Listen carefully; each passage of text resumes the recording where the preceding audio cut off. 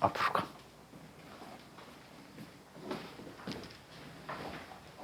다 보여. 어차피 다 보이는 걸.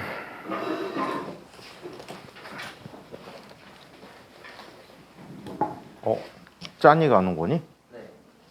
짠이 하나 안 온 거지?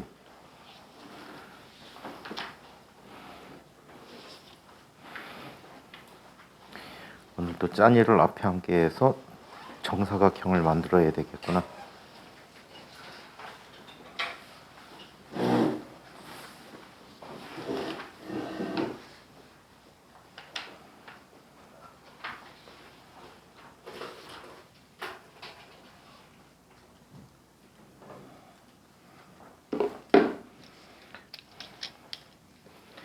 개학입니다.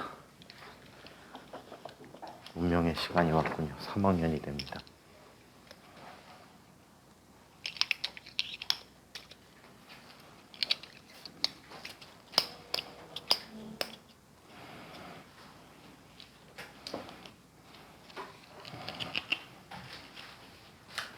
자, 지난 시간에 우리 벡터에 관한 얘기들을 살펴봤죠.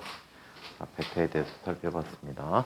자, 오늘은 벡터의 곱에 대한 얘기를 한번 살펴볼게요.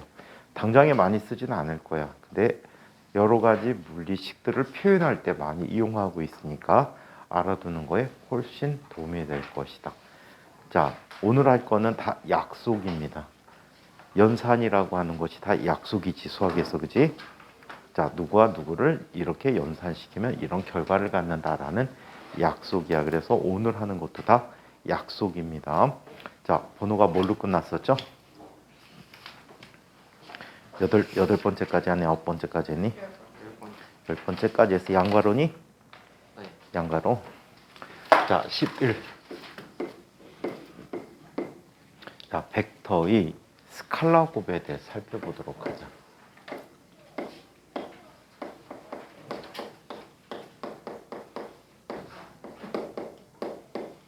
자, 스칼라 곱은 연산 기호가 점을 찍어주고 있어요. 동그란 큰 점을 찍어줘서 도트 곱이라고 해. 도트 곱이라고 해서 우리말로 번역해서 점곱이라고 쓰는 경우들이 제법 많았습니다. 와요? 앞으로 와야 돼. 이거요? 아, 왜 꼭 그걸? 아, 이거 왜 앞으로 가야 돼요? 그래야 정사각형 만들 전. 네. 아니야. 네.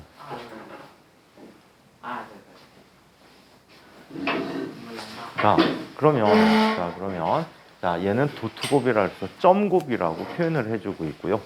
자, 또 얘는 수학에서 내적이라고 부르는 아이야.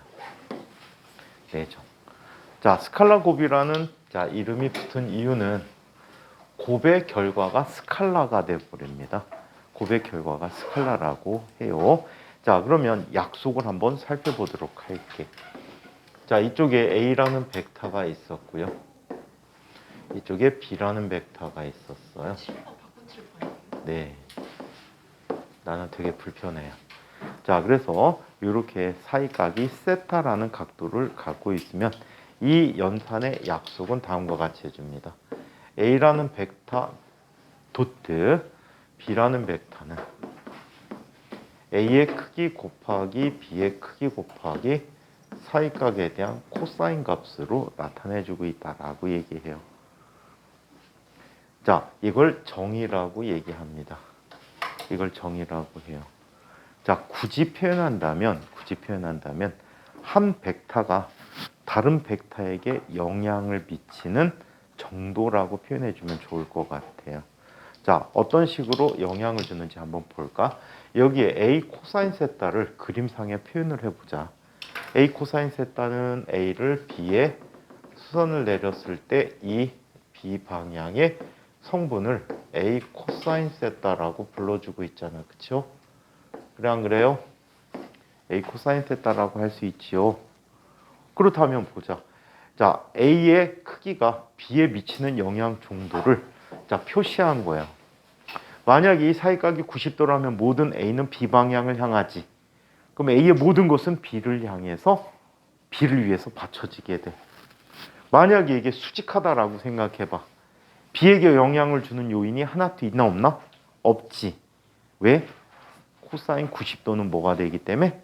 0이 되기 때문에 아무런 영향도 주지 않는다 그래. 그래서 한 벡터가 다른 벡터에 미치는 영향 정도를 얘기하는데, 자, 혹시 우리 미리 배웠던 내용 중에서 코사인 세타가 들어갔던 거 혹시 없었을까? 어? 우리 그냥 배웠던 식 중에, 연태까지 배운 식 중에 코사인 들어가는 걸 배운 적이 있었거든. 어? 아니 무슨 그 수학 시간이지 바보야. 물리 시간에 코사인에 들어갔던 공식들이 있었어. 뭐가 있지? MG 코사인. mg? 코사인. 아이씨 그거 말고 아주 기초적인 거에서 있었어. 기억 안 나니? 어허 이럴 수가. 왜요? 은민이 빨리 얘기해봐 너. 이런. 자 여기에 얘가 이런 얘가 있어. 아 그럴 걸 아마. 한 물체가 면 위에 놓여 있어. 그치? 이 물체를 면 방향과 비스듬하게 힘을 가했어. 아 아직도 안 나오니? 이 각도를 세타라고 했어. 그래서 이 물체를 힘의 방향으로 변이를 시켜줬어. 얼만큼? S만큼 변이를 시켜줬어. 그럼 생각나는 거 있지? 어? 무슨 마찰력이. 정인이 뭐가 생각나니? 어? 민성이가 생각났다. 민성이 대답해봐. 이 그림 하면 생각나는 거 있잖아. 어? 그렇지. 일의 크기지. 민성이 똑똑해. 대답 안 해서 그렇지. 자, 얘는 W라고 하는 녀석은 F 곱하기 S 코사인 세타라고 얘기했었잖아. 그래서 이런 의미를 비교했거든. 코사인 0도래. 그러면 모든 힘이 이동시키는데 기여를 해줬지. 맞아? 만약에 90도래. 90도면 1에 기여한 바가 없지. 그래서 한 벡터가 다른 벡터에게 기여하는 정도, 영향을 미치는 정도를 도트곱을 이용해서 표현해. 그래서 얘는 나중에 F 도트 S라는 표현으로 쓰게 되는 거지. 오케이? 자, 그래서 이게 도트곱이라고 합니다. 자, 그렇다면 단위 벡터들의 도트곱이라는 걸 한번 보자. 우리 지난 시간 마지막에 단위 벡터를 배웠네. 단위 벡터는 뭐가 단위 벡터지, 우진아? 우진아, 단위 벡터가 뭐가 단위 벡터였지? 우진이 대답 안 할 거야? 너도 민성이 과야? 응? 민성이처럼 조용한 거야? 현이야, 단위 벡터가 뭐지? 서울중학교 명예를 걸고. 크기가 1인. 그렇지. 크기가 1이고 뭐만 가리켜? 방향만 가리키지. 오케이. 서울중학교 미래가 밝다. 뭐라고? 역시 서원중 명문중학교. 너 그 학교에서 잘렸잖아. 자, 강제 전학된 거 맞지? 아니에요. 애들한테 하도 삥 뜯어갖고, 그치? 이거 무슨 띠를 뜯어? 자, 너 봐. 옷들도 다 네 거고, 신발도 다 네 거고. 거니까요. 저거 봐, 지 거랬는 거 봐. 그러니까 애들이 헐벗고 다니지, 그치? 학교 올 때 겨울에 비싼 패딩 안 입고 오지, 애들이. 눈치 보는 걸? 다 뺏어 입으니까. 자, 그래서 단위 벡터들이 스칼라 곱을 한번 살펴보기로 할게요. 자, I 도트 I를 한번 볼게요. I 도트 I는 크기가 1이고 얘도 1이지. 코사인 몇 도야? 0도가 돼버리지. 코사인 0도가 돼버렸대. 그럼 얘는 뭐가 돼? 1이 되겠네. 그치. 자, 그 다음에 J 도트 J는 뭐가 되지? 1 곱하기 똑같이 코사인 0도가 돼 버리니까 얘도 1이 돼. 자, 그리고 K 도트 K. 얘 뭐가 돼? 1 도트 1 곱하기 1 코사인 0도가 됐으니까 얘도 1이 돼 버렸어. 야, 같은 성분의 스칼라 곱은 모두 다 뭐가 된다? 1이 되고 있다는 사실이야. 오케이? 자, 그다음에 I 도트 J 하면 뭐가 되지? 1 곱하기 1 곱하기 코사인 90도가 되지. 그럼 얼마가 되지? 0이 돼 버려. 얘는 똑같이 J 도트 I라고 해도 똑같대. 살펴보니까 얘는 순서 바뀜이 상관이 없잖아. 스칼라니까. 그래서 자, 얘는 BA 코사인 세타라고 쓸 수도 있고 얘는 뭐라고? B 도트 A라고 쓸 수 있어. 스칼라 곱에 대한 뭐가 성립한다는 얘기지? 교환 법칙이 성립한다는 얘기야. 교환 법칙이 성립하고 있다라는 얘기야. 자, 이번에는 J 도트 K를 한번 살펴보자. J 도트 K. J 도트 K 하면 뭐가 돼? 1 곱하기 1 곱하기 코사인 90도가 되니까 자, 얘는 0이 돼 버리지. 마찬가지. K 도트 J도 마찬가지야. 오케이? 자, 그다음에 K 도트 I를 보자.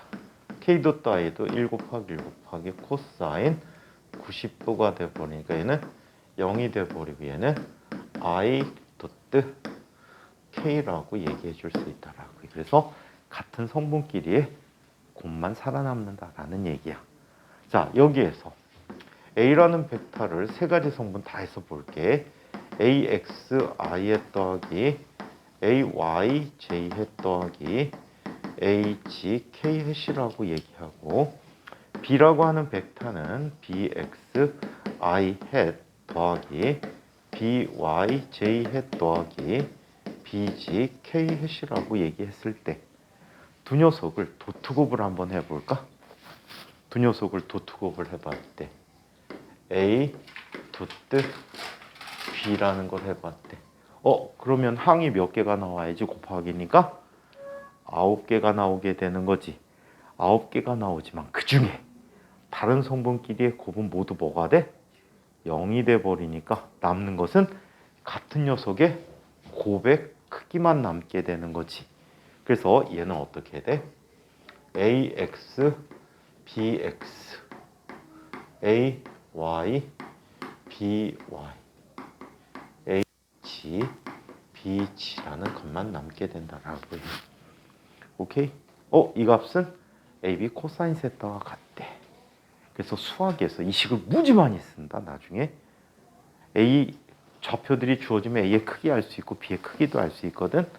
그리고 각각의 성분들을 다 알 수 있다면 그 성분들이 곱을 더해서 A 크기와 B 크기로 나눠주면 한 점을 중심으로 이 점과 이 점이 이루는 선분 사이각을 계산해 줄 수 있어.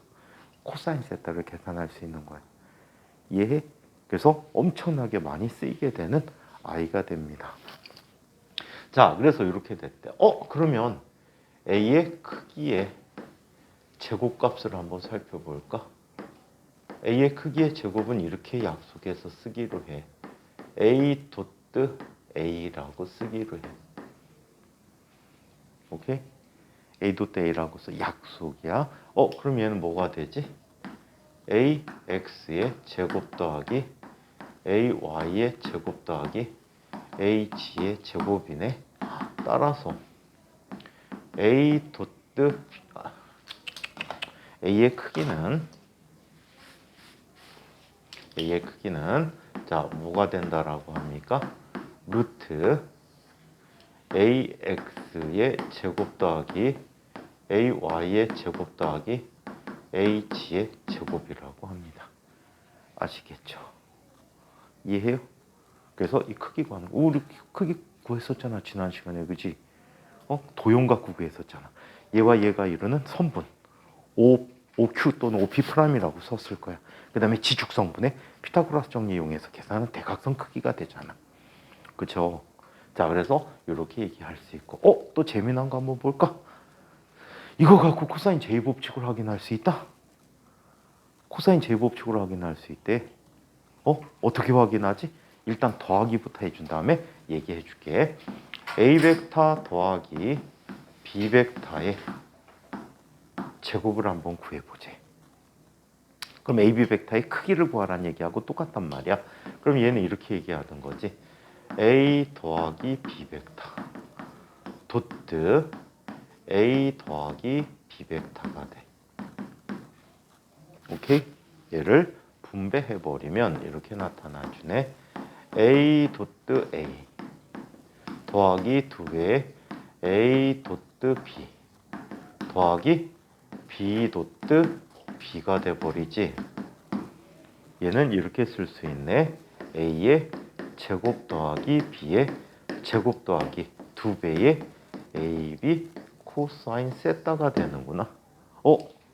합의 크기도 구했네. 그치?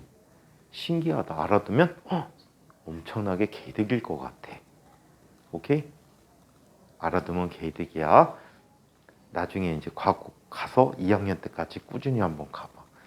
새로운 수학의 세계를 내가 보여드릴게. 수학 시간에 안 배우는 새로운 수학의 세계가 또 있어. 응? 물리쌤들만 주로 알고 있는 새로운 수학의 세계가 또 있어. 수학 선생님들은 잘 쓰지 않아서 모르는. 하지만 물리 선생님들은 엄청나게 많이 쓰는. 수학적으로 풀면 되게 막 개 고생을 해야 되는데 물리로 풀면 엄청나게 개 쉬운 새로운 수학의 세계를 나중에 보여드리도록 할게. 자, 이번에는 A 빼기 B에 대해서 얘기해보자. 자, 이 녀석의 제곱을 구해보래. 코사인 제곱식이야. 어떻게 되는지 한번 볼까? 그림 상황을 보자. 이쪽에 A 벡터가 있잖아. 이 아이가 얼마가 돼? B 벡터야. 사이각이 세타거든. 그럼 이 녀석을 뭐라고 할 수 있어? B 대가리에서 A 대가리로 가는 것 A 빼기 B가 되겠지. 이게 C 벡터가 되는 거야. 얘가 뭐가 되는 거야? C 제곱이라는 거지. 그치? 얘는 구해보자. 어떤 걸 구해? A 빼기 B 벡터 도트 A 빼기 B 벡터가 되는 거야. 오케이? 그럼 얘는 뭐가 되지? A 제곱 더하기 B 제곱 빼기 2배의 A 도트 B가 되는 거죠. 그쵸? 그럼 얘는 뭐가 되니? A 제곱 더하기 B 제곱 빼기 2배의 AB 코사인 세타가 됩니다. 코사인 제곱식이네. 차의 크기도 하고. 맞아요? 코사인 제곱식이 된 거야. 개 신기하구나. 새로운 수학을 배웠더니 새로운 결과를 얻어내네. 그쵸? 유나 재미지죠? 재밌지 않니? 이 벡터의 세계야. 나중에 수학에서도 공간 벡터 해가지고 따로 배우게 되는데 엄청나게 유용합니다.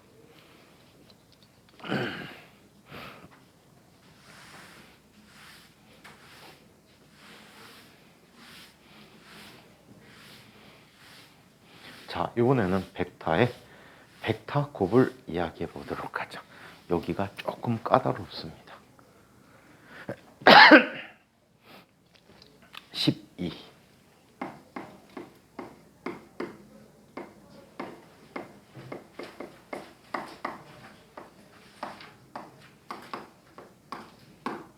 벡터의 벡터 곱이라고 해요. 얘는 곱하기 기호를 써요. 그래서 크로스 곱이라고 해요.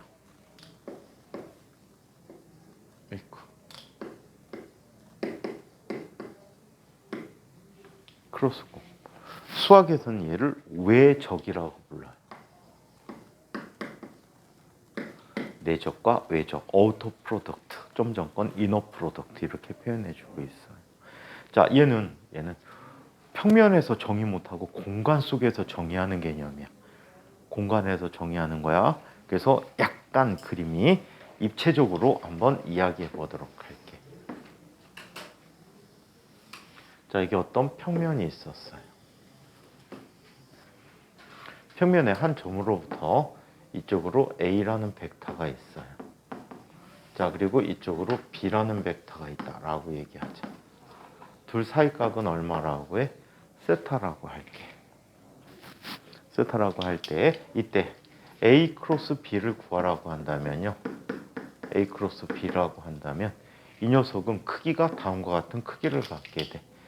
두 변이 이루는 평행사변형의 넓이야. 오케이? 그렇다면 사이각 세타일 때 이 평행사변형의 넓이는 얼마가 되지? A 곱하기 B 곱하기 사인 세타라는 값이 되겠죠. 맞아? A의 여기에 높이 성분이 뭐가 되지? A 사인 세타가 되겠지. 평행사변형의 넓이는 밑변분의 높이잖아. 그치? 밑변분의 높이니까 AB 사인 세타라고 얘기해 줄 수가 있어. 오케이? 그래서 이렇게 나타내 줬을 때 방향을 갖게 돼. 얘는 방향을 갖게 되는데 어떤 방향을 갖냐면 A 곱하기 A 크로스 B라고 썼잖아. 이때 A 쪽에서 B 쪽으로 이렇게 오른손을 감아줄게. 오케이? A에서 B 쪽으로 오른손을 이렇게 감아주게 되면 이때 엄지 방향이 향하는 이 방향이 뭐가 되는 거야? 이 방향이 A 크로스 B 방향이 되는 거지. 즉 A와 B가 이루는 면과 수직한 방향에 달해서 N 해시라고 쓰게 되는 거야. 편의상 오른손을 그려드리도록 할게.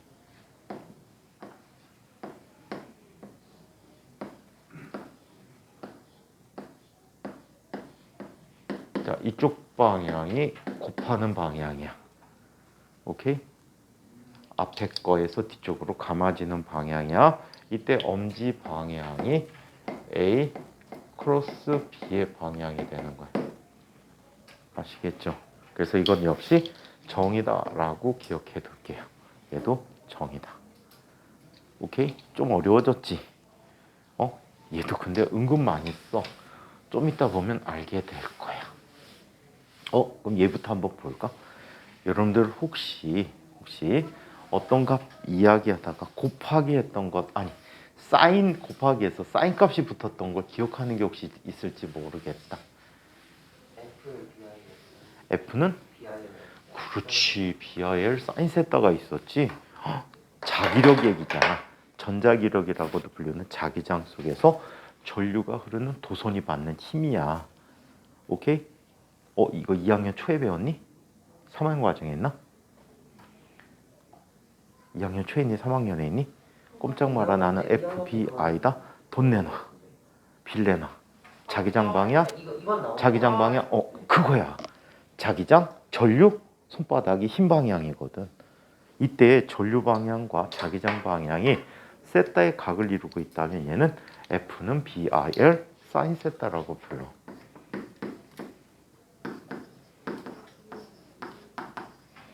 이렇게 부르거든. 이때 전류는 사실 방향이 없어. 하지만 흐르는 방향은 도선을 따라 흐르지. 그래서 도선의 벡터 표시를 해준다고. 자기장은 방향을 갖고 있다는 거 알지? N극에서 나와 S로 들어가는 방향이 자기장 방향 같거든. 그럼 이 힘의 크기는, 힘의 값은 이렇게 얘기하는데 I 곱하기 L 크로스 B가 되는 거야. 와. 그 다음에 이제 바뀌어진 교과 과정의 물리2의 첫 번째 단어는 힘의 평형이라는 단어이거든. 거기선 토크라는 걸 얘기해.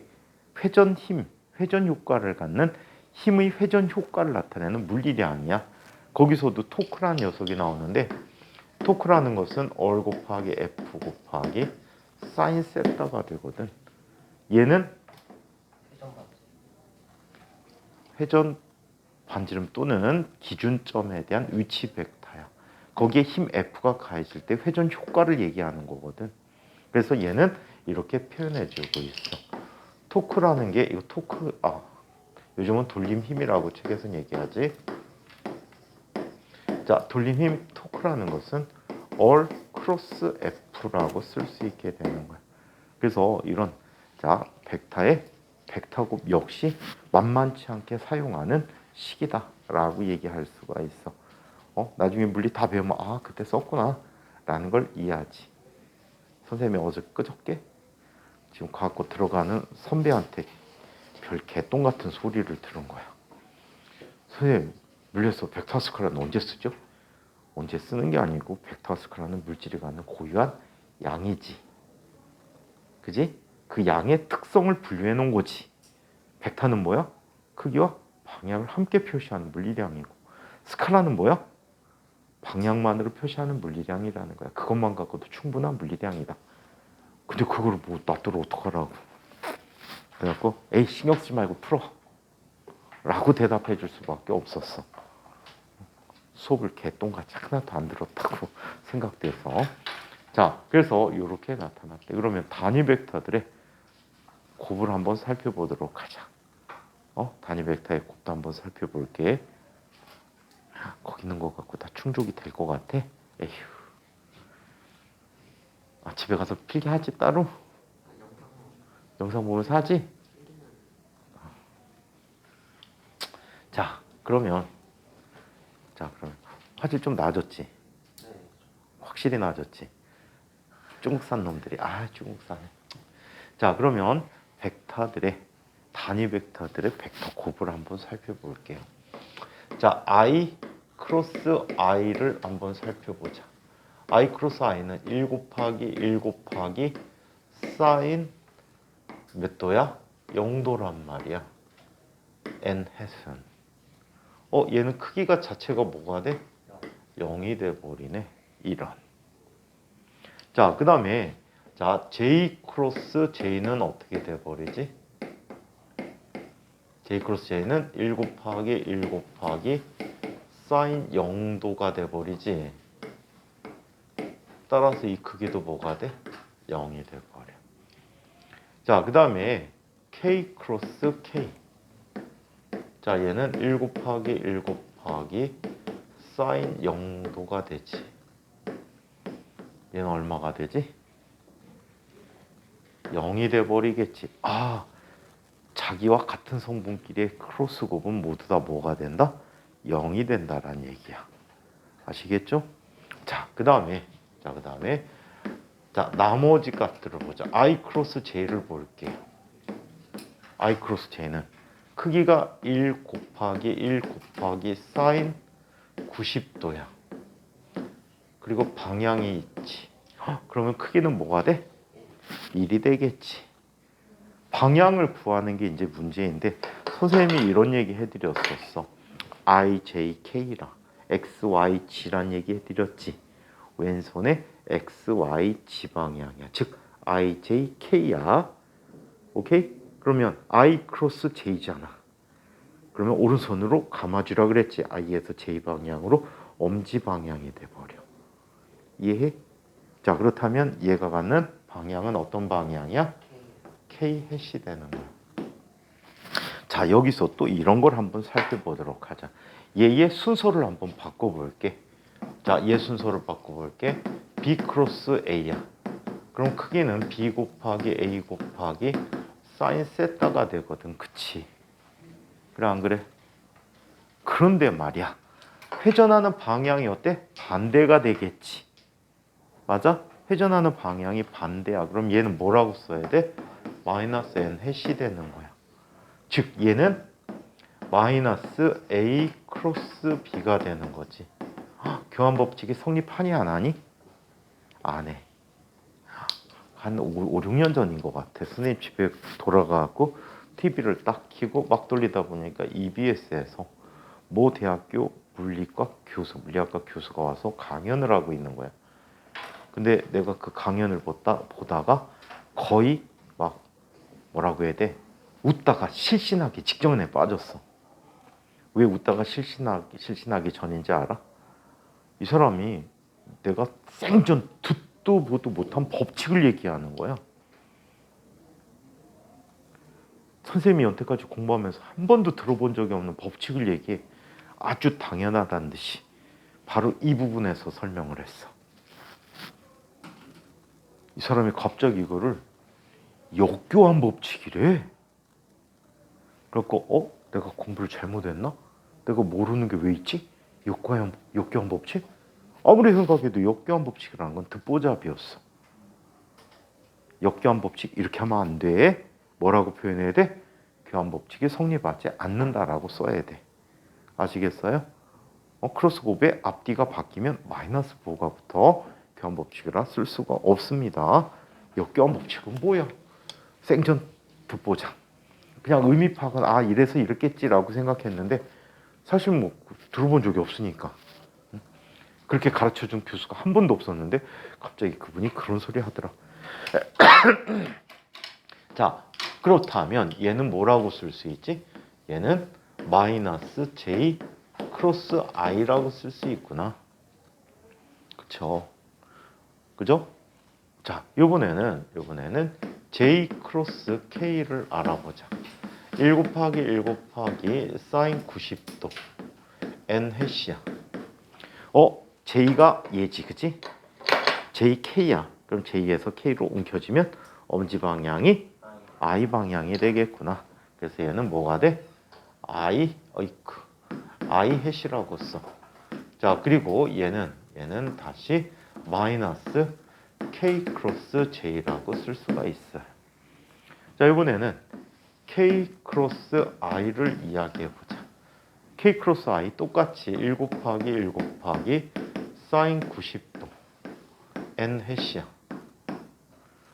그렇다면 k가 얘고 i가 얘잖아, 그지? 그러면 잡아줘야 되겠지. 오케이? 그렇다면 얘는 뭐가 돼? j 해시 되는 거지. 또 마찬가지에는 마이너스 i 크로스 k라고 써줄 수가 있대. 자, 이 바쁜 세상에 언제 이 지랄 하고 있니, 그치? 이거에 대한 외우는 비법이 있겠지? 외우는 비법. 이 비법들은 대학에 가도 교수들이 안 알려줘. 이거는 책 구탱이 어디엔가 대부분 정리가 돼 있어. 오케이? 교수들의 입에서는 절대 이 소리가 안 나와. 여기에 끝이야. 이것도 엄청 자세한 설명으로. 얘를 엄청나게 빠르게 해결하는 방법은 이런 방법이 있대. 자, 암기법이야. I. 해선 빼버릴게. J. K, I, J, K, I. 자, 의미를 찾은 사람이 있을지 모르겠어. 자, I 크로스 J는 K야. J 크로스 K는 I, K 크로스 I는 J. 이렇게 돼버려. 이해해? 그래서 얘는 자, 일반적으로 IJK, IJK 해서 나오는 플러스의 결과를 주고, 만약에 거꾸로 오고 있다. 그럼 마이너스 부를 붙여주면 되겠다. 이해해? 예를 들어서 K 크로스 J는 I가 되지. K 크로스 J는 마이너스 I가 되겠지. 음해부 붙여야 되니까, 그치? 그래서 I에 음해부를 붙여서 마이너스 I 이런 식으로 쓴다라고 해. 그래서 IJK 이것만 기억하고 있으면 크로스고 끝. 더 이상 할 필요도 없어. 자, 그러면 복잡한 두 벡터의 곱을 한번 이야기해 보도록 할게.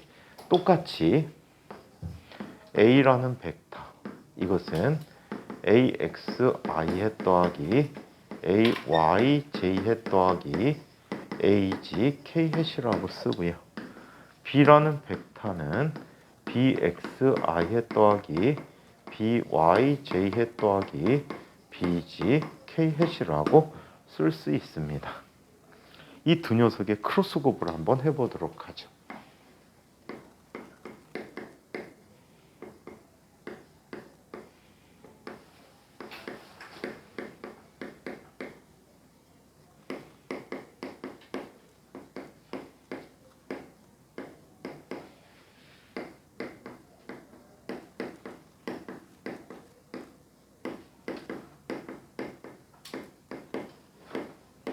자, 이렇게 크로스 곱을 해볼게.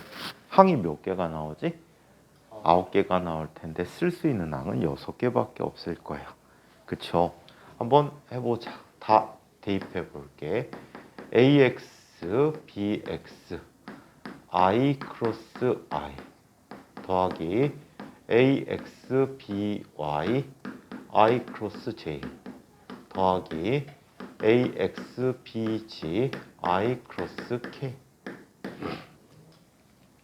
더하기 A, Y, BX J 크로스 I A Y B Y J 크로스 J 더하기 A Y B G J 크로스 K다 라고 얘기할 수 있고, 자 그 다음에 A G B X 자 K 크로스 I 더하기 A G B Y K 크로스 J 더하기 A G B G K 크로스 K가 돼버렸어. 같은 성분의 곱은 모두 뭐가 됐지? 0이 돼버렸어. 자, 그 다음에 자 IJK, IJK 약속대로 써보자. IJK, IJK니까 얘는 IG K. KG. 자, IK니까 JG. JI니까 마이너스 K. JK니까 I. 저거 어? 맨 첫 번째 줄에 세 번째 거 마이너스 J였는데 마이너스 J였어요? 어우, 똑똑해라. 마이너스 J예요. 자, 그 다음에 얘는 KI가 I가 되니까 뭐가 돼? J. 또 얘는 KJ니까 마이너스 I. 자, 이런 식으로 나오게 됐대요. 이해해요? 자, 그럼 성분끼리 묶어볼게. 성분끼리 묶었더니 I 해시라고 하는 녀석은 IS는 이렇게 쓸 수 있다. 자, I 해시라는 녀석은 지금 자 누가 있어? 얘와 얘가 있지. 그렇다면 얘는 A, Y, B, G 마이너스 A, G, B, Y라고 쓸 수 있고, 자, 그 다음에 J 성분을 살펴보면 J 성분은 얘와 얘가 있지. A, G, B, X 마이너스 A, X, B, G. 자, 그 다음에 K 성분을 구할 수 있겠지. 자, 얘와 얘가 있단 말이야. 자, 그래서 얘는 A, X, B, Y 마이너스 A, Y, B, X가 돼버리겠지. 오케이? 그래서 이렇게 쓰는데, 와, 씨, 이거를 어떻게 이거를 해결할까? 복잡해졌지? 맞아요? 복잡해져서 사실 여기까지 필요 없어 아직은. 이거는 진짜 고등학교에서 국제 물리 올림피아드 나갈 정도 수준에 필요해. 그래서 과학고 입학하면 수업은 이 수업은 해주시긴 하는데 쓸 일은 별로 없으실 거야. 자, 그러면 얘는 이렇게 얘기하지. 쉽게 해결하는 방법이야. 자, 이 A 크로스 B의 크기를 한번 구해보지. 이 녀석을 구해보지. 이때 이런 방법을 씁니다. 흔히 행렬이라고 불리는 기법을 이용하게 되는데, 행렬 들어본 적 없지, 그지? 했어요? 2x2? 이행이열? 기억이 안 나요. 세로줄을 뭐라고 해? 열, 가로줄을 행이라고 얘기해요. 그래서 행에다가는 자, 얘는 I, J, K 일행에다 이렇게 썼어. 그 다음에 이행에다가는 A의 성분을 쓰는 거야. AX, AY, AG라는 값을 써. 그리고 얘는 BX, BY, BG를 써주게 돼. 성분별로 이렇게 써줘.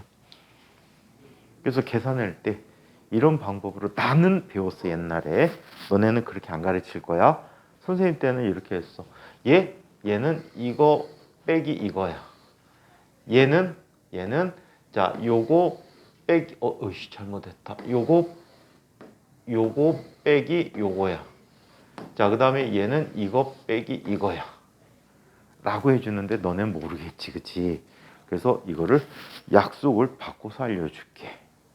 얘는 행렬에서 크레모 룰이라는 게 있어. 크레모 정리라는 게 있거든. 축약시키는 방식이야. 행렬을 큰 행렬을 작게 만들어주는 방법이거든. 그 방법 중에 삼행삼열의 가장 쉬운 방법이 이거야. I 성분을 구하고 싶잖아, 그치? I 성분 구하고 싶으면 자기가 속한 행과 열을 뺀 나머지 값만 쓰는 거야. 요렇게. 그럼 I 곱하기 뭐가 되는 거지? A, Y, H, B, Y, B, G라고 해.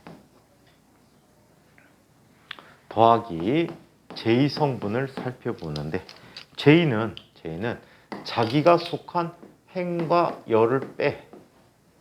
그럼 이렇게 되지 않고 얘는 밀어쓰기 할게. 얘 앞이고 얘가 뒤가 되게 써줄게. 차례차례 밀려나는 거야. 그러면 얘는 뭐가 돼버리니? 얘는 AG, AX, BG, BX가 돼버려. 수학에서는 좀 달리 할 거야. 이렇게 묶고 마이너스 뭐 써줄 거야. 똑같아. 자, 그 다음에 Z 성분은 행과 열을 빼야 되겠지. 그러면 이렇게 되겠지.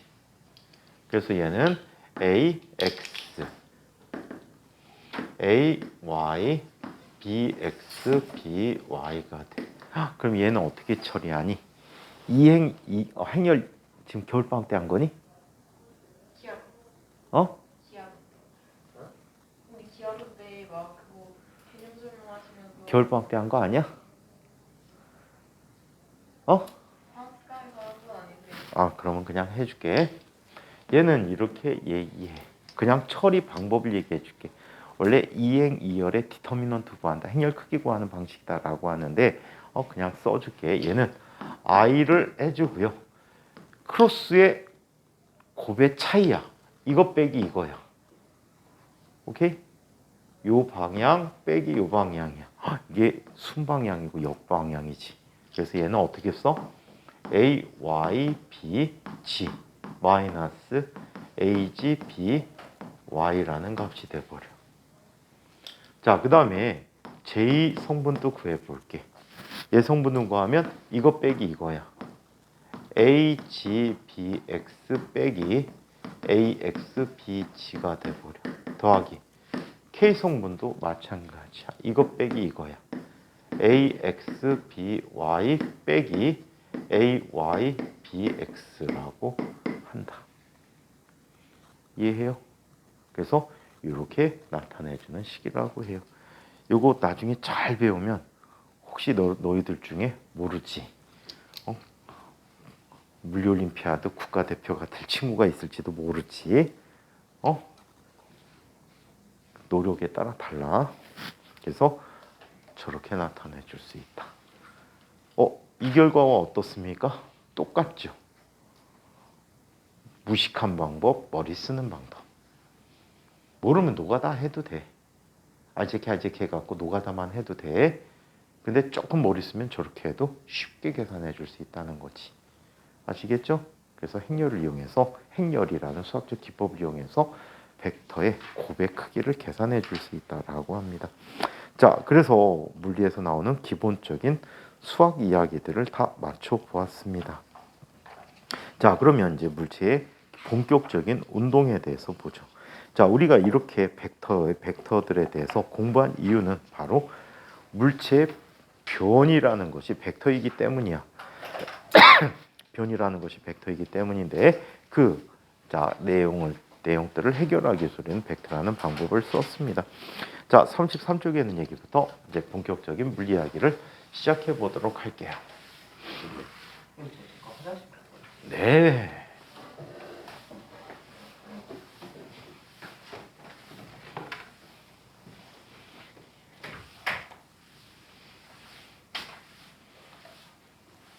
은빈이 그 스칼라 벡터 두 번째 듣는 거지? 전 했잖아. 물련 맨 처음에서. 네? 물련 맨 앞에서 할 때 해줬잖아. 물리 원이요? 그치 정윤아? 이걸 했다고요? 이걸 똑같이 했어요? 했었지. 민성아 했었지. 마지못해서 저걸 했다고요? 서진아, 유나 얘들 봐봐. 들으나 마나야. 응? 다 까먹고선 리셋 돼 있잖아. 그지 현이야? 어떻게 이렇게 꼼짝없이 리셋이 돼 있니? 아니 저거 안 했잖아요. 했어요. 저 곱하기 하고 그런 거 안 했어요. 했을걸. 안 했다니까요. 찬이 자는 거니? 아니요. 잘 쫓아서 해, 찬이야. 어? 지금은 몰라도 나중에 많이 알게 돼. 자꾸 햇질을 하지 말고 자꾸 들어두고 기억해둬. 그럼 나중에 진짜 잘하는 사람이 되지. 자, 야가로 5번이에요. 그냥 책 번호 쫓아가기로 했어요. 자, 그러면 위치 벡터와 변이를 한 것을 이야기해 보도록 하자.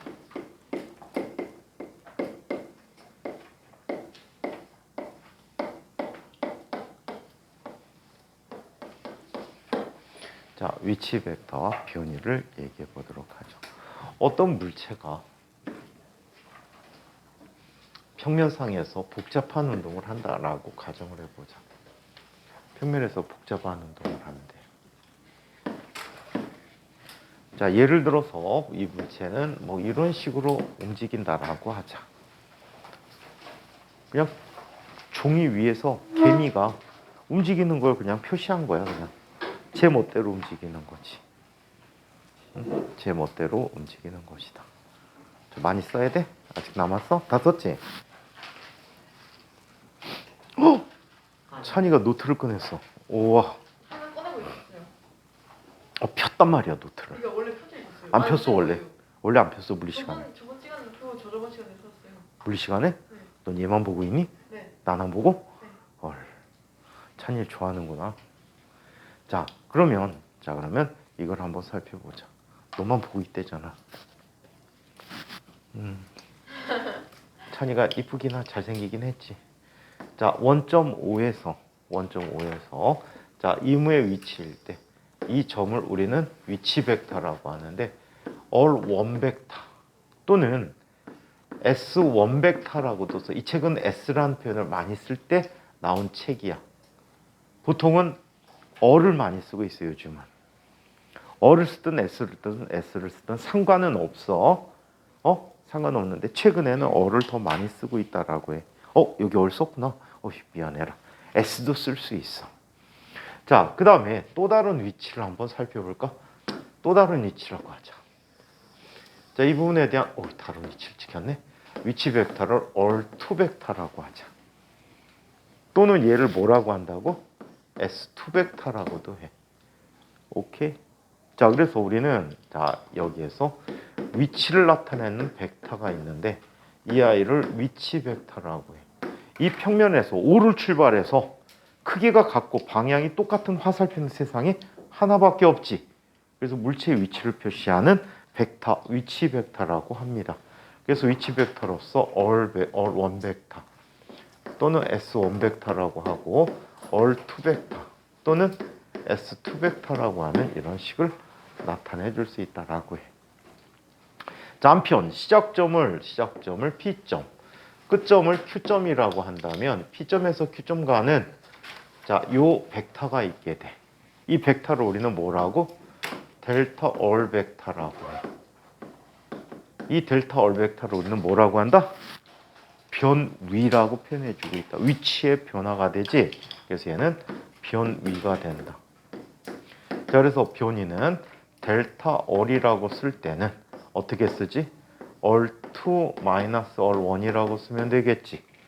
자, 그리고 얘를 델타 S라고 쓸 때는 어떻게 쓰면 돼? 자, 얘는 S2 벡터 빼기 S1 벡터다라고 써줄 수 있다라고 해요. 오케이? 그래서 위치 벡터를 이용해서 변이 벡터를 나타내는 기법을 한번 살펴보았습니다. 자, 거기 되게 유명한 예제 문제가 있다.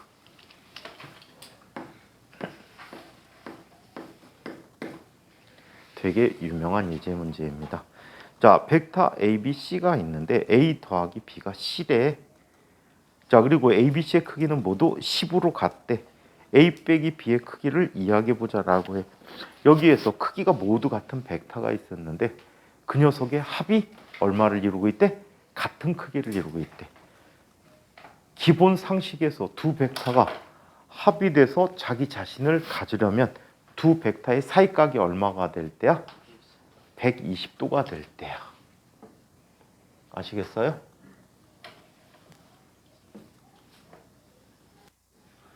자, 여기 A라는 벡터가 있고요. 여기 B라는 벡터가 있는데 말이야. 사이각이 120도야. 자, 이때 두 녀석을 평행사 변형법으로 합성을 했더니 자, 마주보고 있는 대각선까지 이렇게 보내준 아이가 누가 돼? C 벡터라고 합니다. 오케이? 얘들은 정삼각형이어야 된다는 얘기지? 맞아요? 정삼각형이어야 된다는 얘기. 또는 이 표현도 좋지만 이렇게 해도 상관없을 것 같아. 자, 이쪽에 한 벡터가 있어. 어떤 벡터? A라는 벡터가 있었거든. 근데 B라는 벡터하고 합성을 취했더니 뭐가 된대? C 벡터가 된대. 아이쿠. 자, A하고 B하고 더해주면 C는 처음부터 여기까지 가야 되겠지. 그렇다면 크기가 모두 같으니까 얘는 뭘 이루어야 돼? 정삼각형을 이루어야 된다는 뜻이야. 둘 중에 어떤 거라도 상관없어. 오케이? 편한 대로 잡아주시면 돼. 이때 뭘 구하라고 했어? A 빼기 B의 크기를 구하래. 그냥 요 관계네 뭐. 그렇다면 A 빼기 B면 자, 저쪽에서 이쪽으로 화살표 보내준 이 아이가 되겠지. 계산 끝났네 이거 벌써. 그지? 끝났지. 얘는 얼마야? 얘는 얼마야? 이 변의 크기가 얼마? 10이야. 자, 이 변의 크기는 얼마지? 5가 돼버리지. 이 변의 크기는 얼마가 돼? 5 루트 3이 돼버리지. 그럼 2배니까 얼마가 돼? 10 루트 3이 돼버리겠지. 또 이렇게 해도 얘 갖고 할 때는 이렇게 해도 상관없을 것 같아. 자, A 빼기 B래. 그렇다면 얘는 어차피 보내줘야 되는구나. 이쪽까지 이렇게 B를 보내줘야 되지. 맞아? 그래서 A 빼기 B 하게 되면 A 빼기 B라 그랬니? A 빼기 B라 그랬어. 아, 내가 A, B를 바꿨었구나. 에이. 자, 그럴 때면 뭐 어차피 상관없으니까 이 값이 되니까. 오케이? 이 값이 되니까 이 녀석의 밑변 성분은 얼마가 되지? 얘가 10이면 얘는 얼마? 5가 돼버리네. 전체가 15가 돼버리네. 이 각이 30도잖아. 30도지. 그럼 얘는 높이가 얼마가 되지? 5루트 3? 그럼 얘 변의 크기는 얼마가 되니? 10루트 3이 돼버리니? 이런 식으로 구해도 상관없고. 다양한 도형을 활용해서 얼마든지 구해줄 수 있다. 자, 그러면 이번에는 이제 35쪽 이야기를 살펴보도록 하겠습니다. 속력에 대한 얘기를 한번 살펴보죠. 요즘 책들은 속력이라는 개념을 거의 안 배우고 뭘로 배우니? 속도로 배웁니다. 오케이? 속도로 배우는데 속도와 속력은 약간 다르거든. 우리가 보통 다른 대부분의 운전에서는 속도와 속력을 구분할 필요가 없는 경우들이 많은데 차이점이 있기 때문에 따로따로 배워두는 게 공부에 도움이 더 클 것 같아. 즉, 이 책 표현이 요즘 나오는 책보다 더 좋다는 거야. 오케이? 요즘 표현이 더 나빠, 이 표현보다. 자, 그러면 속력, 속도라는 걸 얘기해 보도록 하자. 세 번째, 속력. 자, 속력은 기호로 쓸 때 V라고 쓰는데 영어로는 얘가 뭐야? 스피드야. 근데 V라는 기호로 그냥 써. 대학 물리에서는 얘 그냥 스피드라고 써. 그래서 S라고 쓰는 책들이 있어. 할리데이라는 책은 S. 그리고 딴 책은 그냥 말 그대로 스피드라고 써줘. 오케이? 스피드라고 써주는데, 자, 이 속력의 일반적인 정의를 얘기해 보자. 자, 속력의 정의는 단위 시간 동안에 물레스의 단위 시간은 얼마큼이 되죠? 물레스의 단위 시간은 얼마일까? 1초가 됩니다. 1초 동안에 물체가 이동한 거리야.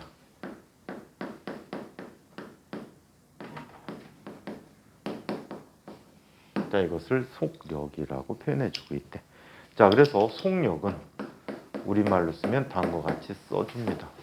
속력은 전체 걸린 시간분의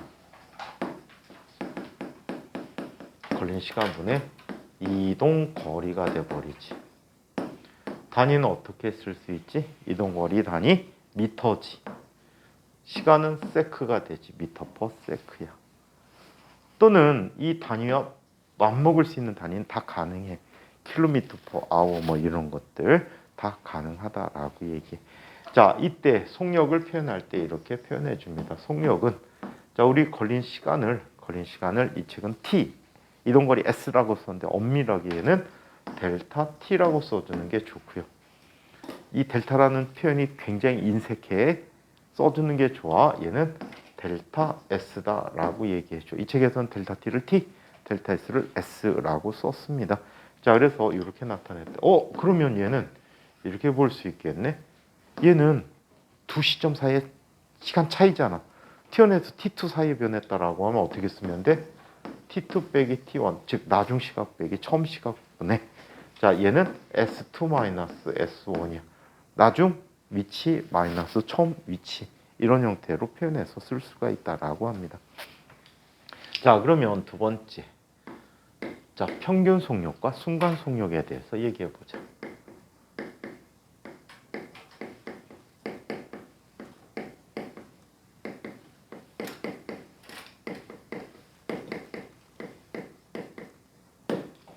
너희 반 수업만 수업 제목 써주고 있거든.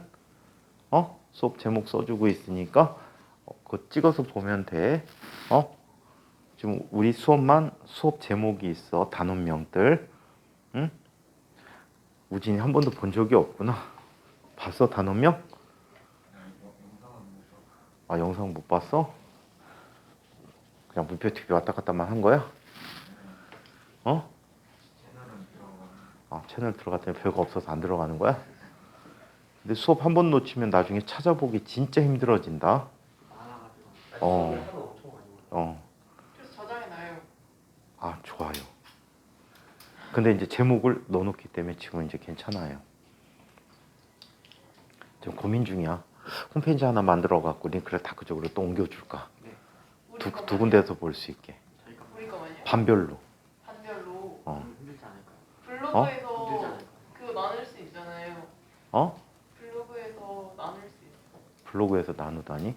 그러니까 블로그 항목에서 카테고리별로 정리를 할 수가 있어요. 아, 유튜브에서 할 수 있어. 재생 목록이요? 재생 목록. 블로그에서도 한다고? 아니, 그거 말고 그냥 홈페이지를 아예 만들려고 게시판 딸린 거. 카페 같은 건 해봤자 맨날 만들었다 없앴다 만들었다 없앴고 내가 만든 게 벌써 몇 개야. 카페만 해도 한 7, 8개 만든 것 같아. 너네 반만 블로그 따로 해줄까? 네. 그럼 내가 블로그 몇 개 해야 되니? 5개. 5개에 4개. 9개 정도 만들어야 되는데. 블로그 9개 만들 수 있니? 네. 가능하죠.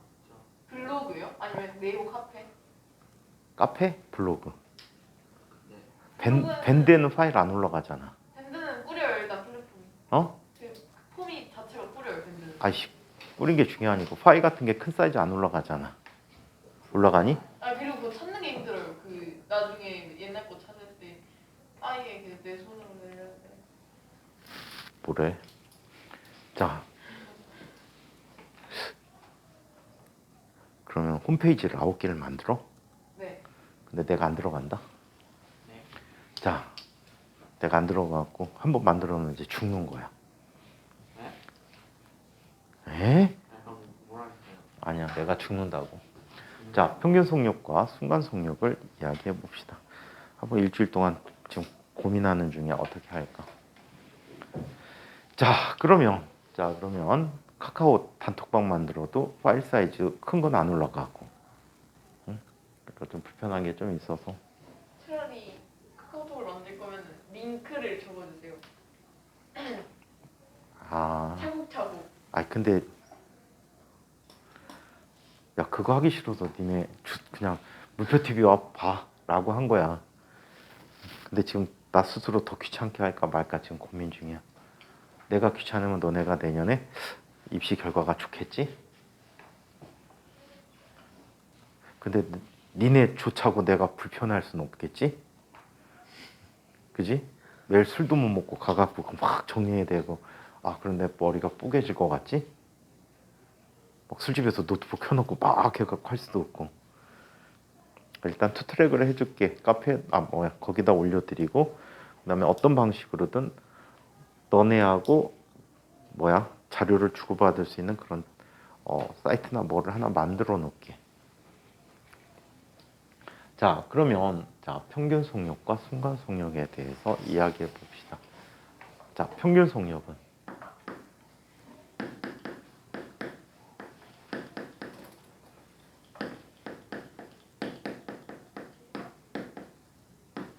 평균 속력이라는 것은 이게 평균 속력이다. V 뭐라고 쓸까? 또는 평균이라는 표현을 많이 써줘. 얘는 벡터가 아니고 스칼라니까 화살표 붙이면 큰일 나. 또는 이렇게 쓰자. V 바 또는 V 에버리지라고 쓸게. 오케이? 자, 그래서 얘를 얘기하는데 얘는 이렇게 얘기합니다. 자, 평균 속도라는 것은 전체 이동한 거리를 걸린 시간으로 나눠 구한 속력이라고 얘기해. 자, 속력이 변화할 때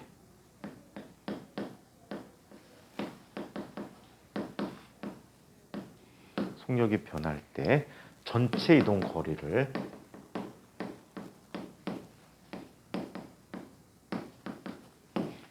거리를 걸린 시간으로 나누어 구한 속력을 평균 속력이라고 얘기한다. 오케이? 종이가 똑같네. 그럼 속력이라는 것은 여기서 평균 속력이라고 써야 되겠구나. 평균 속력이라는 것은 전체 걸린 시간분의 이동한 거리래. 이걸 평균 속력이라고 해. 그래서 얘는 V바라고 써줄게. V바라고 하는 것은 델타 T분의 델타 S라고 쓰고 다니는 미터 퍼 세크라고 얘기할 수 있대. 그렇다면 왜 평균 속력을 이렇게 적을 수 있었을까? 그 이야기를 한번 살펴보기로 할까? 우리가 알고 있는 운동이 하나 있어. 가장 쉬운 운동. 어떤 운동이 있지? 등속 직선 운동이라는 거 들어본 적 있지? 자, 등속 직선 운동이라는 운동은 이런 특성을 갖고 있네. 시간에 따라서 속도를 그래프로 그려보면 시간에 따라 속도가 어떻게 나타나지? 항상 일정하게 나타난단 말이야. 그래 안 그래? 일정하게 나타나. 이때 특별한 시각이 되었을 때 그때 이 그래프의 아래 넓이는 뭘 의미해 줄까요? 얘가 이동 거리가 돼버린단 말이야. 이해해? 오케이? 자, 그러면 이런 걸 한번 살펴보기로 하자. 시간에 따라서 물체의 속도가 마구마구 변했대. 찬이 노트 필기 이쁘게 하는구나. 그거 봐, 하면 잘하는 녀석이. 자, 요렇게 속력이 막 변했대. 이렇게 변했을 때 특별한 시각이 되었대요. 그때도 이 그래프 아래 넓이가 의미하는 건 바로 뭐야? 이동 거리가 돼. 그런데 말이죠. 이 아이를 전체 면적이 있는데 면적을 밑변으로 나누게 되면 일정한 높이를 갖는 특정한 한 값을 볼 수 있겠지. 맞아? 이 면적도 어때? 똑같겠지. 그때 이 값을 우리는 평균 속력이라고 한다는 뜻이야. 그래서 평균 속력은 전체 이동 거리를 걸린 시간을 나누면 평균적으로 그 속도를 일정한 속도로 계속 갔다는 뜻이 돼버리겠지. 그래서 평균 속력은 전체 걸린 시간을 이동 시간으로 나누어서 구한 속력을 의미해주고 있다라고 해요. 자, 두 번째 순간 속력을 얘기해 봅시다.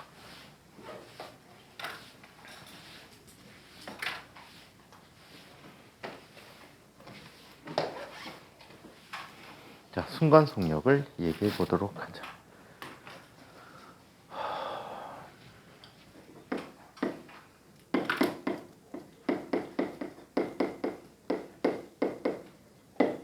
순간 속력을 얘기해 보도록 하자.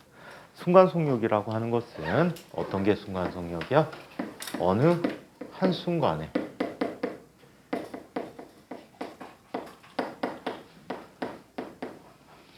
속력을 순간 속력이라고 해.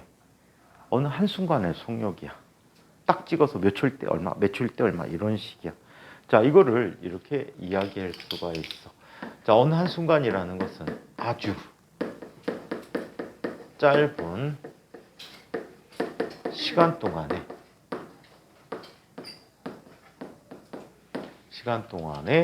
자, 이동 거리를 순간 속력이라고 표현해 줄 수가 있대. 아주 짧은 시간 동안에 물체의 이동 거리를 순간 속력이라고 할 수 있대. 그렇다면 얘는 어떻게 쓸 수 있을까? 수식으로 쓸 때는 다음과 같이 쓸 수 있어. 순간 속력은 흔히 그냥 V라고 써줘. 순간이라는 값도 안 쓰고 거의 다 V라고 써주고 있는데, 아주 짧은 시간이라는 것은 뭐가 되니? 수학적 기법으로 리미트 델타 t가 0으로 간다라고 해. 리미트라는 것은 제한하다라는 뜻이야. 뭘 제한하지? 델타 t의 크기를 0에 가깝게 제한을 시켰을 때, 그럼 아주 짧은 시간이라는 뜻이 되겠지. 그 시간 동안에 이동한 거리야. 얘는 자, 수학에서 도함수 개념이라고 하고, 얘가 미분이 되는 거야. 그래서 미분 표시로 쓰게 되면 다음과 같이 쓸 수 있다. dt분의 ds라고 써준대. 이 미분이라는 기법은 차차 알아가기로 하자. 여기서는 일단 기호 위주로만 써드리도록 할게. 하는 방법은 차차 알아가도록 합시다. 자, 그래서 아주 짧은 시간 동안에 물체가는 속력을 순간 속력이라고 이렇게 얘기했다고 합니다. 자, 그러면 세 번째 ST 그래프에서의 특징을 한번 살펴보도록 할게요.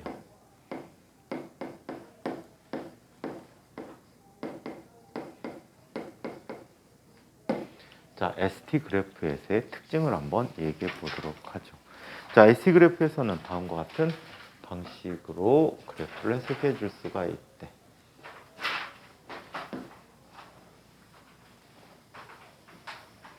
자, 시간에 대해서 물체의 이동 거리, 위치라고 보는 게 좋겠지. 얘는 위치라고 보는 게 좋을 것 같아. 자, 위치 그래프를 한번 살펴봤더니 이 위치가 시간에 따라 어떻게 변했대? 이런 식으로 변했다라고 해. 이 운동은 어떤 운동하니? 같은 시간 동안에 이동한 거리가 뒤쪽이 더 많아지지. 그래서 물체가 더 빨라진다라고 볼 수도 있거든. 그 개념을 한번 살펴보도록 할게요. 자, 어떤 시점이 있었어요. 이 시점을 T1이라고 하고 또 다른 시점이 있었어요. 이 시점을 T2라고 얘기할게. T1이라는 시점에서 물체의 위치는 S1에 있고 T2의 시점에서 물체의 위치는 S2에 위치해 있었다라고 합니다. 자, 그래서 각각의 자, 위치들이 시간에 따라 표시가 되어봤다라고 해요. 자, 이때 평균 속도라는 녀석, 평균 속력이라는 걸 한번 살펴볼게.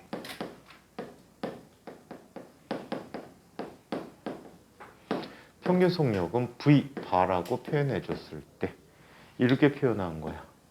델타 T분의 델타 S라고 표현해 줬지. 이렇게 표현해 줬대. 얘는 T2-T1분의 S2-S1이라는 값이 돼버렸지. 그렇다면 그래프로 돌아가면 얘는 뭐가 되니? 요만큼이 뭐가 되지? 델타 T. 요만큼은 뭐가 되지? 델타 S야. 그렇다면 두 녀석의 B네 무슨 뜻이지? 이 두 점을 직선으로 연결했을 때 이 녀석의 X 변화량분의 Y 변화량이야. 그래서 자, 얘는 평균 속력이 되는데 의미는 두 점 사이에 직선의 기울기라고 해. 두 점 사이의 직선의 기울기를 의미해 준다라고 합니다. 아시겠어요? 두 점 사이의 직선의 기울기. 자, 이번에는 순간 속력이라는 걸 얘기해 보자. 순간 속력. 순간 속력이라는 것은 자, 어느 한순간의 속력이다라고 했는데 수학적 기호를 어떻게 쓴다라고 그랬어? 얘는 리미트 델타 t가 0으로 갈 때 델타 t분의 델타 s라고 쓴 거지. 그렇다면 극한을 이렇게 취한다는 건 무슨 뜻인가 한번 이야기해 보도록 하자. 얘는 t1을 중심으로 t2를 무한히 누구에게 근접시켜 올까? t1에게 근접시켜 오는 거야. 그럼 두 녀석을 직선으로 그으면 눈에 안 보이지? 연장선까지 그려봐봐. 뭐가 될까? 접선이 돼. 이게 접선을 그리는 방법이잖아. 여러분들 접선 그릴 때 수학 시간에 이렇게 자 이런 걸 접선이라고 했을 거야. 어떤 곡선이 있어. 곡선이 있었는데 교차하는 두 직선이 있었거든. 이때 한 점을 고정시켜 놓고 무한히 이 점을 근접시켜 오는 거야. 오케이? 이렇게 근접시켜 오다 보면 여기 바로 옆에 이렇게 접하는 이 선을 접선이라고 하잖아. 그치? 맞아? 교차하지 않고 한 점에 접하는 선을 접선이라고 하는데 이게 바로 접선을 만드는 방법이 되는 거야. 그렇다면 이 순간에 얘는 뭘 그린 거지? 접선을 그렸대. 그 접선에 x 변화량분의 y 변화량이 된 거지. 그치? 그래서 얘는 자 어느 한 점의 접선의 길기를 구한다라고 하는 거야. 그럼 결국에 수학에서 말하는 미분이라는 녀석이 말이야. 미분이라는 것이 바로 특별한 함수의 접선의 기울기 방정식을 구하는 거야. 오케이? 미분이라는 게 바로 특별한 곡선에 대한 기울기 방정식을 구하는 거야. 또는 어느 순간값을 본 다음에 어느 순간에서의 접선의 기울기를 보자는 얘기가 미분이 되는 거지. 이해합니까? 자, 그래서 이렇게 나타내주는 특성을 보여줬다. 자, 그러면 등속 직선 운동에 대한 이야기를 한번 살펴보도록 하자. 이 책 중간중간에 나오는 예제 문제들은 선생님이 별말 안 해도 다 풀어보세요. 답까지 다 있으니까 굉장히 기본적인 유형의 문제들이야. 이런 문제들을 잘 풀어야지 물리가 쉬워집니다. 그래서 예제 문제들은 꼭 다 풀어보세요. 자, 그러면 자 등속 직선 운동이라는 운동을 살펴보도록 하자.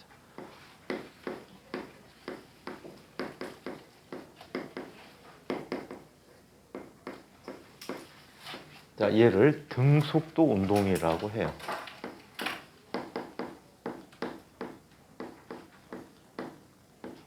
자, 등속도 운동이라고 하는데 이런 운동이야. 일직선상을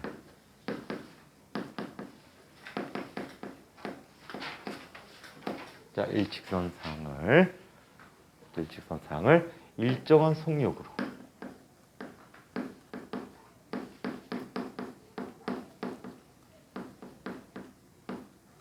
자, 속력으로 달리는 물체가 하는 운동이야. 달리는 물체 운동이야.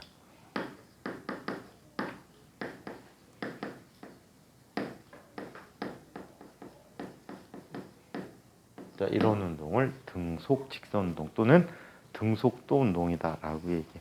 얘는 두 가지 식과 두 가지 그래프가 중요해요. 자, 두 가지 식이 있는데 첫 번째 V는 어떻게 구한다고 그랬지? 일정한 시간 동안에 이동한 거리라고 했어. 이 경우에 델타 T를 T라고 쓰고 델타 S를 S라고 쓰기로 해. 원점에서 시간 0일 때 출발한 경우로 취급하자는 얘기야. 이 값이 항상 어떻다 해? 일정하다라고 얘기해. 얘가 일정하다. 그렇다면 얘를 전개해주면 이동거리는 여러분들 초등학교 6학년 때 배웠을 것 같다. 이동거리는 물체의 속력 곱하기 시간이라고 배웠지. V 곱하기 T다라고 얘기해 줄 수 있는 이런 식이 있어. 자, 이 녀석들에 대해서 그래프가 또 나타나게 돼. 좀 전에 그렸던 그래프가 하나 있어. 포함되어 있어.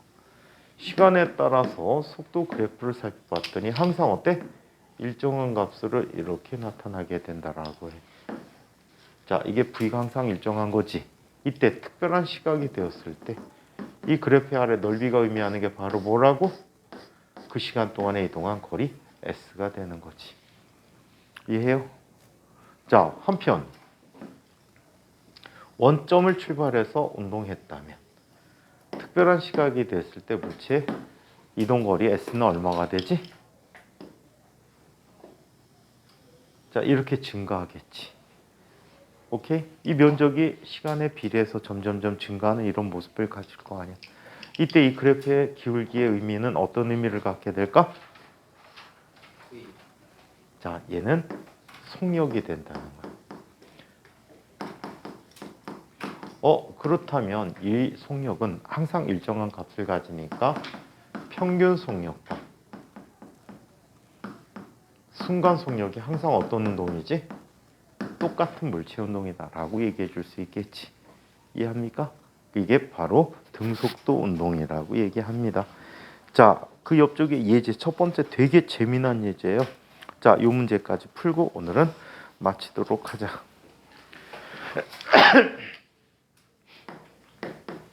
자, 어떤 물체가 직선상에서 운동을 합니다. 자, 직선상에서 운동을 한다라고 해. 처음 물체는 자, 3m를 얼마의 속도로 운동한다라고 하지? 3m를 얼마의 속도? 30m/s로 운동하는데 다음 순간에는 어떤 속력으로 운동하는데? 60m/s로 운동하는데 이때 우리 평균 속력 구하는 걸 자, 이렇게 구하는 방법도 있어. 속력이 일정하게 변화할 때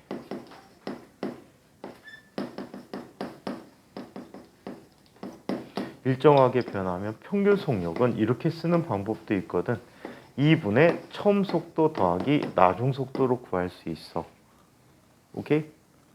그럼 일정하게 변한 것 같지만 사실 이건 아니야. 그치? 왜? 얘는 이 구간은 30으로 가고 이 구간은 60으로 간 거야. 이거는 어떤 의미야? 차례차례 차곡차곡 변해야 된다는 거야.